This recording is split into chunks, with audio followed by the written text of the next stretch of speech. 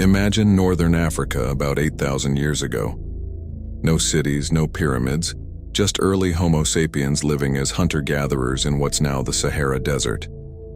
But back then, it wasn't a desert. It was the Green Sahara, during a period called the African Humid Period. Think savannas, lakes, rivers, and lots of rain. Basically prehistoric Florida, minus the alligators in retirement homes. These early humans thrived, hunting, gathering, fishing, and even experimenting with early agriculture, growing wheat and barley and domesticating animals. Life was good. No commutes, no overtime. Well, unless you count surviving every day as overtime. But then, climate change. The rain stopped, the lakes dried up, and the lush green Sahara slowly became the desert we know today. Communities were forced to move, eventually settling along the fertile banks of the Nile, one of the few remaining green areas in the region. By around 6000 BCE, people along the Nile began building permanent homes, using mud bricks, crafting pottery, and forming organized communities. One of the first was the Merimde culture, circa 4800–4300 BCE, which marked the early rise of urban life in Egypt. Over time, Egypt developed into two distinct kingdoms. Upper Egypt, in the south. Yes, it's called Upper, because the Nile flows south to north, a narrow, fertile strip surrounded by desert. The people here became a tough, warrior culture. Lower Egypt in the north, a wider, more laid-back delta region focused on trade and commerce with cultures like Mesopotamia. Both regions had their own rulers and crowns, the white Hedjet crown in Upper Egypt and the red Deshret crown in Lower Egypt. They traded with each other and occasionally fought. Which brings us to King Narmer, also called Menes by later sources, the legendary king of Upper Egypt. Around 3100 BCE, Narmer led a military campaign northward, uniting the two kingdoms under a single rule. The conquest wasn't exactly a blockbuster war. The northerners were more focused on music and trade than preparing for battle. But how do we know this happened? Enter the Narmer Palette, discovered in 1898. It's a 64-centimeter stone slab covered in early hieroglyphs. One side shows Narmer wearing the white crown of Upper Egypt, crushing his enemies. The other side, Narmer now rocking the red crown of Lower Egypt. Boom, visual proof of unification. With this victory, Narmer became Egypt's first pharaoh, both a political and religious leader. He claimed to be the earthly embodiment of the god Horus, protector of Egypt. And with that divine claim, the concept of pharaoh as god took hold, shaping Egypt's culture for thousands of years. He built his capital Memphis at the mouth of Nile Delta, a strategic spot in the river that was close to the old border between the Upper and Lower Kingdoms.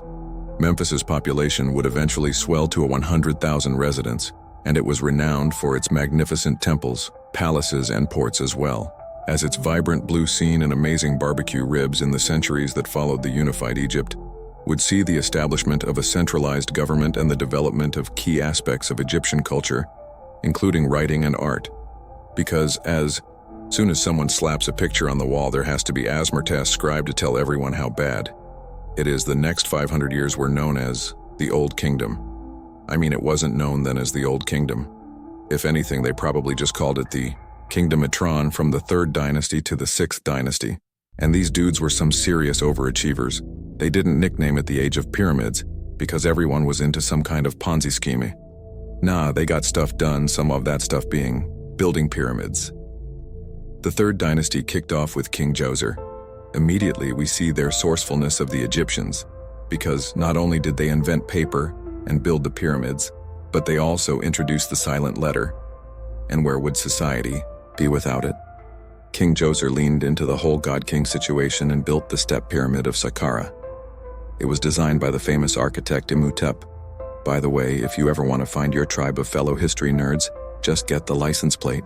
Input. Sure, you'll get a lot of questions and blank stares from the rabble, but anytime someone honks or waves, you'll know that's a solid human being right there. Djoser also expanded Egypt's up-and-coming empire by conquering the Sai. This gave them access to vast amounts of valuable resources like turquoise and copper. This means the Egyptian merchants now had the ability to make ugly jewelry and sell the overpriced trinkets to gullible tourists in the roadside stands. Yippee! The fourth dynasty was when the real estate prices around Giza skyrocketed with the building of several pyramids, including the Great Pyramid, the Pyramid of Khafre, and the Pyramid of Mangar, along with their associated pyramid complexes, and the Great Sphinx. These structures were designed to demonstrate the power of the pharaoh and the efficiency of the Egyptian administration. It also showed the advantages of an enslaved workforce of thousands to do the actual building over a grueling 20-year period.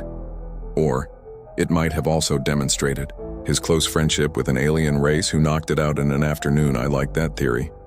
The fifth and sixth dynasties would see a lot of construction of solar temples dedicated to the new cool god Ra, who was all therage with the hipsters and influencers. The pharaohs began to portray themselves as the sons of Ra. Say what you want, the whole god-king thing is a killer grift. This was also about the time the pharaohs started getting tired of all the mundane tasks, like ruling on zoning disputes, running the sanitation department, and actually talking to common citizens. So they gave a little bit more power to the regional governors to handle the boring stuff. No way that would ever come back to bite them. The last ruler of the Old Kingdom was Pepi, who took the throne when he was 6. He made Queen Elizabeth look like a rookie because he would go into rule for another 90 years. Even more impressive because this was a time when any guy over 40 was known around the office as old man. But during Pepi's time on the throne, or more accurately, his time in the high chair throne and then wheelchair, he would see the governors gain more power, and droughts and famines cause widespread food shortages. Eventually, this fragmentation in the fact that everyone around the old king kept telling him what a great job he was doing would lead to the first big collapse of the Old Kingdom and usher in the first intermediate period. It doesn't say exactly how Pepe died, but I think we can make a pretty good guess that it may have been age-related. I'm pretty sure if he'd been hit by a tourist bus or struck down by an assassin, they would have mentioned it. This is the first time we see the start of a pattern. Everything is, well, the king loses much, if not all of his power, and the country goes to hell in a handbasket. Then a new king finally reunites the country, and Warren's lather and repeat. The dynasties continued in the north with the Heracleopolitan kings, but nobody really cared, especially those hillbillies in the south. But per usual, those folks in the south were not happy since it had been Ammonites since they conquered their neighbors in 2055 B. CC Mentepti cruised into the north and declared himself the sole ruler of Egypt. His reign would mark the beginning of the 11th dynasty, as well as the beginning of the Middle Kingdom. Seems like we've seen this movie before because Mentopi Seku had just bought a new house in Thebes and was still way upside down in his mortgage. The capital of the new and improved Egypt was moved there, and naturally everything was going great for while agriculture was killing it. There was trade with your neighbors. And there was even a cool new god to worship, the appeal of Osiris.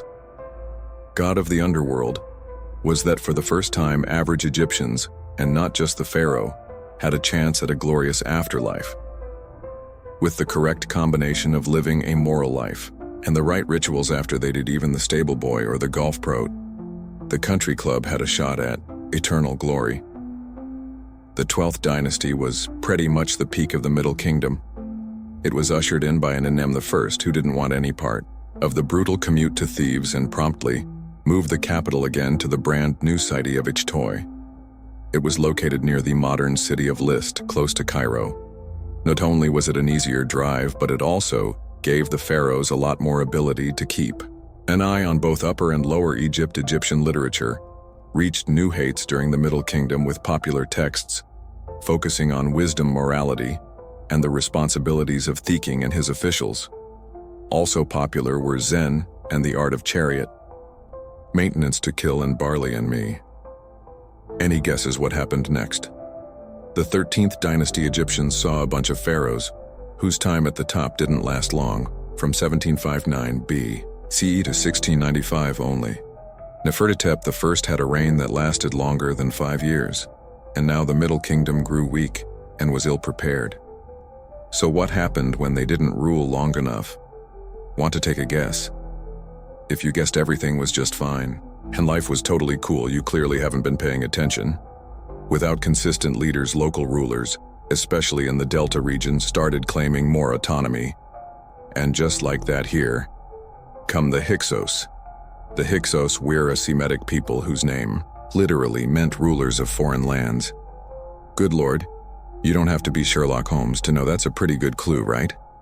There, they likely came from Canaan, which was a part of the Levant in what's now present-day Syria, Jordan, and Israel. They were definitely playing the long game, arriving in Egypt as traitorous immigrants and mercenaries, and gradually assimilating into Egyptian society. The eastern Nile Delta was where most of them lived, and as their population grew, they were gradually able to establish political and military dominance and eventually took control of Lower Egypt in 1650 BCE. The more things change, the more they say the same, because here comes the second intermediary period. Fancy and Egypt were a hockey game. Think of this as the break between the second and third periods. They established the 15th dynasty. And even though they adopted many aspects of Egyptian culture, they were still seen as foreign rulers that did not go over well with native Egyptians, and their dominance was deeply resented by them. But in Upper Egypt, they did a lot more than moan about the Hyksos, the government. And thieves went on ahead and established the 16th and 17th dynasties. They still had to pay tribute to the north, but they managed to hold on to a great deal of autonomy. It all came to a head the way so many global conflicts do, with a brain teaser. The Hyksos king of Pepe I challenged secondary Tao, the local ruler of thieves, with an Akhenaten. That's a fancy way of saying it was a puzzle or an impossible task. What was it? He complained that the noise of hippopotamus in the pool disturbs his sleep, in Aviza, his capital in the Nile Delta. Why is this such a puzzler? Because Pepe I was in Ovaris, his capital in the Nile Delta, which is hundreds of miles away, so either he's a light sleeper or he's messing with Second Enri. And that was the last straw for our pal Second Enrio. He took up arms and led his army against the Hyksos Andas. So often happens when someone goes off half-cocked and looking for a fight, it did not go well. When his mummy was discovered in the 19th century, it had massive head wounds, indicating he was either killed in battle or was smashed in the head. Although they couldn't hold their kingdom, the old Saki's family could hold a grudge.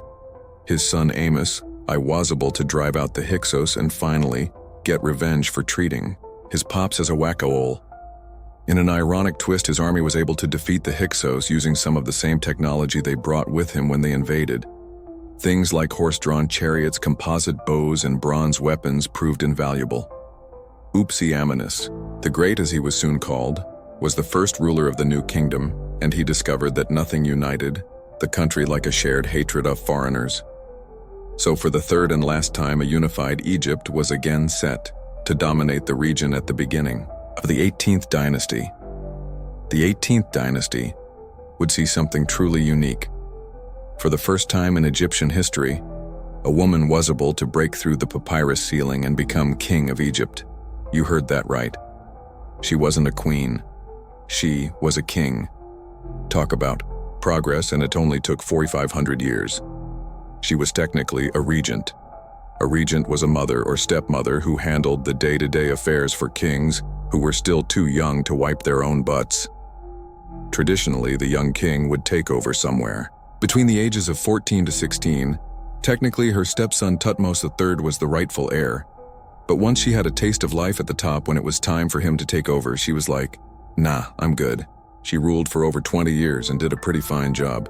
She concentrated her energies on trade and architecture, rather than military conquest. And the people found out you can do some pretty amazing stuff when you're not out there invading Nubia every 5 years.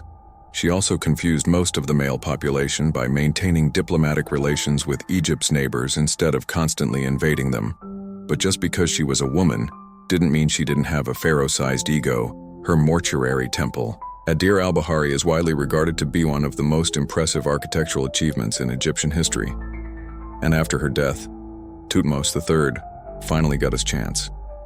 Seriously, that dude had to be feeling like Prince Charles, wondering if his mom was ever going to die. There's also a chance he held a teeny-tiny grudge against his stepmom. Why? Because the first thing he did was erase most of her images and inscriptions from around the country. Really, dude? That is some serious little den energy. Everything was going well until Akhenaten decided to start his own cult. Polytheism was out, and the worship of the sun disk Atan was a disk. Imagine going to Italy and saying, "I know you're all Catholic, but starting tomorrow we're all going to worship a frisbee." Luckily, the next pharaoh would pull the plug on that nonsense and restore the old religious ways. Enter the boy king, Tutankhamun assuming the throne at 9 or 10. Even the youngster knew that Amenhotep was off his rocker, and people shouldn't be worshipping a frisbee.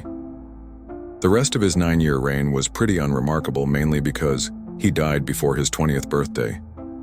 No one knows for sure, but the most likely cause was probably an ATV accident. So why is King Tut the most famous pharaoh and the only one who's a Batman villain? Is it his strong social media following or guerrilla marketing campaign?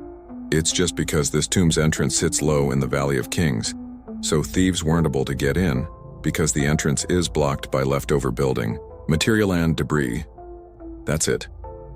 So then when Howard Carter discovered it in 1922, it had most of the goodies still intact, including his golden death mask, which is probably the most famous ancient Egyptian artifact of all time.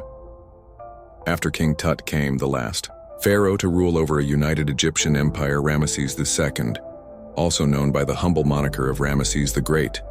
He ruled for 66 years from 1279 to 12113 BCE. You might know him today from movies like the Ten Commandments and books like the Holy Bible. But he was a lot more than the villain of Exodus. He was also a serious warrior who often led his troops into battle, including the Battle of Kadesh, fought against the Hittite Empire in 1274 BCE.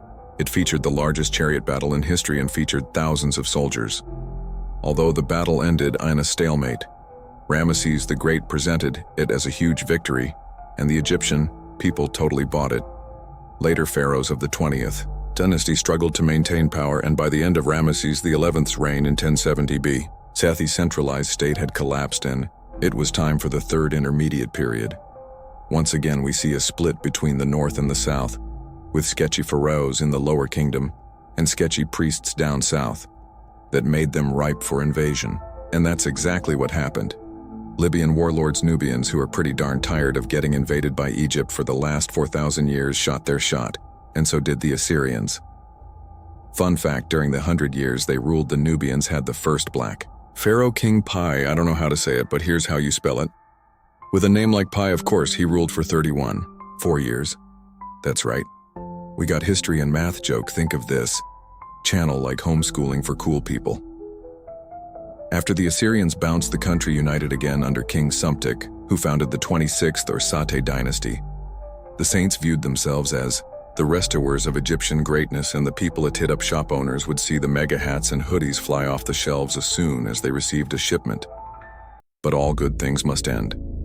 And in 525 BCE, the Persian king Cambyses II told his generals not to come back until they'd conquered Egypt. So they defeated the troops of Psamtik III and soon turned Egypt into a satrapy or province of the vast Amenid Persian Empire. And eventually, the Egyptian people got tired of the Persians trying to put their rugs everywhere. And in 404 BCE, Amorus sent the Persians in their ugly rugs packing. Eventually, the Egyptians would kick out the Persians, but the Persians were nothing if not persistent. They soon reconquered Egypt, and because they didn't want another uprising on their hands, they cracked down pretty hard on the population, killing and imprisoning tons of people just for congregating with too many people or having their neighbor rat on them for making fun of the king's rug. In 332 BCE, Alexander the Great, along with his younger brother, Steve the slightly above average, rolled into Egypt and were greeted as conquering heroes. He was crowned as pharaoh, and since nobody was currently using it, set up shop in Memphis just down the street from Grace, and although Alex would stick around for less than 2 years, he got stuff done. His most notable accomplishment was the founding of Thessaly of Alexandria. The bustling city was a serious melting pot and was home to Greeks, Egyptians, Jews, and people from all over the Mediterranean. It featured an extensive library and its lighthouse. The Pharaohs of Alexandria would become one of the 7 wonders of the ancient world Alex would eventually meet. The only opponent he couldn't defeat, typhoid fever. His kingdom was divided up between his generals with Ptolemy I, establishing the Ptolemaic dynasty and ruling Egypt as his new king. The Ptolemies were Greek, but they adopted many aspects of traditional Egyptian rulership to legitimize the rule. But they still kept Greek as the official language, leaving native Egyptian people to coin the phrase, "It's all Greek to me," whenever Ptolemy I would post a sign or give a speech. The last pharaoh of the Ptolemaic dynasty was maybe the most famous pharaoh of them all, Cleopatra.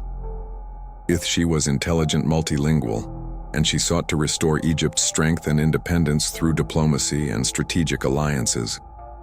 Unlike some of her predecessors, she fully embraced Egyptian culture and styled herself as the reincarnation of the goddess Isis. But Cleopatra had one weakness: Roman dudes. First, it was Julius Caesar, to whom she bore a son, Caesarion. Anyone want to guess how that birth went? Then after Caesar was brutally assassinated, she turned her attention to the Roman general Mark Antony. As J-Lo would discover nearly 2,000 years later, relationships with Mark Antony never end well, and this one was no different. They made a plan to run off together and take the Roman Empire with them. The Emperor, Octavian, was a hard no on their plans and dealt the lovebirds a crushing defeat in the Battle of Actium in 31 BCE. The defeated lovers managed to escape and decided to take the Romeo and Juliet exit. He ended himself with Assword and she poisoned herself. Apparently she didn't have a sword. Either way, she was dead, and her rule, as well as 3,000 years of pharaonic rule, was over, and Egypt officially became a Roman province. Good game, Egypt. The Romans would manage to hang on to it for a few centuries, but in 641 AD, they would be conquered by the Russian Caliphate, essentially completing the fall of the Roman Empire. Alright, that's everything. If you like the video, subscribe. And if you didn't subscribe and watch this video over here next, see you.